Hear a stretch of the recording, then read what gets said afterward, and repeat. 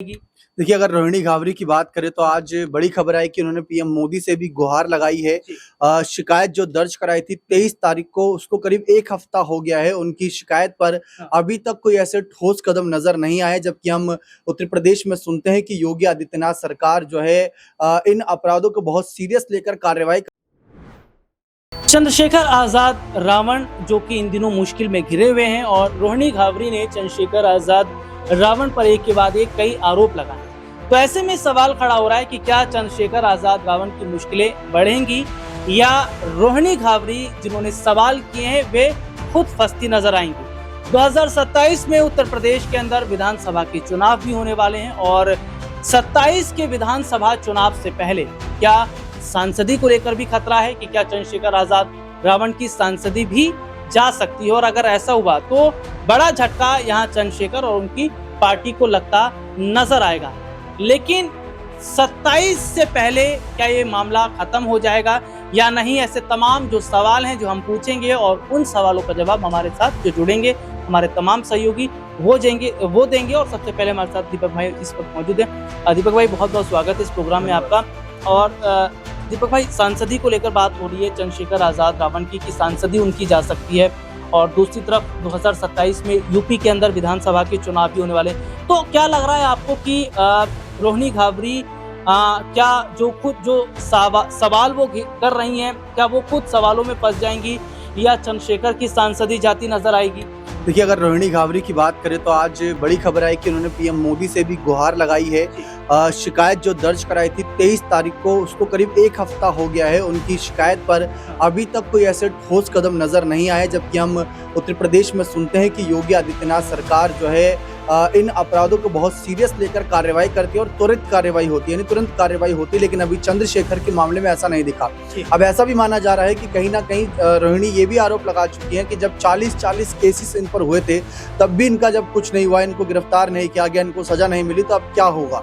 तो अब पीएम मोदी सीधा गुहार लगाई, जैसा कि आपने जिक्र करा 2027 में इलेक्शन है, तो यही बात भीम आर्मी के तमाम समर्थक, चंद्रशेखर के समर्थक, चाहने वाले उनके रख रहे हैं कि जैसे जैसे 2027 के चुनाव नजदीक आ रहे हैं वैसे वैसे रोहिणी घावरी, जिनके साथ 1-2 साल पहले ये मामला हुआ था या जो भी मामला था वो 1-2 साल बाद आकर क्यों रख रही, क्यों उन्होंने तुरंत ही अपनी बात नहीं रखी। कोई छोटी बच्ची तो है नहीं और इसके साथ पढ़ी लिखी है, डॉक्टर अपने नाम के आगे लगाती हैं, तो कुछ गलत हो रहा है, उन्हें इस बात का भी एहसास नहीं था। अगर ये मामला था तो उनको तुरंत कार्रवाई के लिए आगे आना चाहिए था, अपनी शिकायत दर्ज करानी चाहिए थी। और सबसे बड़ी बात राहुल सर कि अभी वो स्विट्जरलैंड से ये सारी बात रख रही है, ना कि भारत देश आकर अपनी बात रख रही हैं, तो कैसे उनकी कार्रवाई पर अमल किया जाए। तो भाई, आजाद की जो वाइफ है वंदना, इस पूरे मामले में देखा जा रहा है कि सूत्रों से कुछ जानकारी है कि उनका कहीं ना कहीं इस पूरे मामले में रिएक्शन देखने को मिल रहा है, पति के बचाव में उतरती नजर आई है। तो इस पूरे मामले में वंदना जो कि चंद्रशेखर की पत्नी है, उनकी एंट्री से ये जो पूरा मामला है ये किस और जाता नजर आएगा? देखिए, अगर हम बात करें चंद्रशेखर की पत्नी की, तो वो बहुत बड़ी भूमिका अदा कर सकती हैं, क्योंकि दिन रात उनके साथ रहना, उनका व्यवहार, उनका क्या पूरा रूटीन रहता है, और साथ साथ शादी से पहले, शादी के बाद चंद्रशेखर के व्यवहार पर अपनी बात रख सकती हैं। लेकिन एक पत्नी कभी भी नहीं चाहेगी कि अगर भारतीय कहीं ना कहीं संस्कृति की नज़र से देखें तो उसकी पति इस तरीके से मुश्किलों में फंसे। अभी तक वंदना चुप नजर आई है, क्योंकि अगर हम देखें बहुत से राजनेता ऐसे जिनकी पत्नियां सामने आती हैं, खुले तौर पर राजनीति करती है। जैसे अखिलेश की पत्नी सांसद डिम्पल यादव संसद में उनके साथ नजर आती है।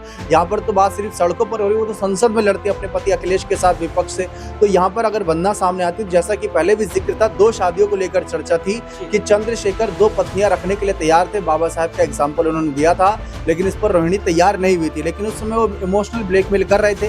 लेकिन सबसे बड़ी बात देखिए, अगर रोहिणी को वो दूसरी पत्नी के रूप में रखना चाहते थे तो कहीं ना कहीं पहली पत्नी वंदना से तो इस बारे में बातचीत की होगी कि अगर देखिए अगर ऐसा नहीं है तो इस पर सवाल उठने चाहिए ना। लेकिन दीपक भाई, ये तो गलत है ना, क्योंकि अगर देखा जाए तो इस तरीके से समाज में इस चीज को ठीक नहीं माना जाता है। और बात धर्म की जाए तो धर्मों में भी इस तरीके से नहीं है, हर धर्म की अलग अलग अगर देखा जाए तो स्थिति होती है। लेकिन फिलहाल चंद्रशेखर अगर इस तरीके से रख रहे थे या चंद्रशेखर की ये स्थिति थी तो कहीं ना कहीं ये गलत के तौर पर ना देखा जाए। देखिए, वही बात है राहुल सर कि इस समय सवाल चंद्रशेखर के व्यवहार पर है। अभी हाल ही में एक महिला आयोग की सदस्य है मीनाक्षी, उन्होंने कहा कि मैंने नगीना क्षेत्र की महिलाओं से और चंद्रशेखर के मामले में कार्रवाई करी है।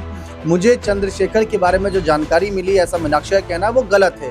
इसी के चलते उन्होंने भी कहा है कि सांसद कुर्सी इनसे छीन लेनी चाहिए, क्योंकि ऐसे छवि का नेता अगर सांसद कुर्सी पर बैठा है तो उसके आसपास का माहौल भी सुरक्षित नहीं रहेगा। तो वो आरोप भी मीनाक्षी ने लगाए हैं। बहुत बहुत शुक्रिया दीपक भाई आपका।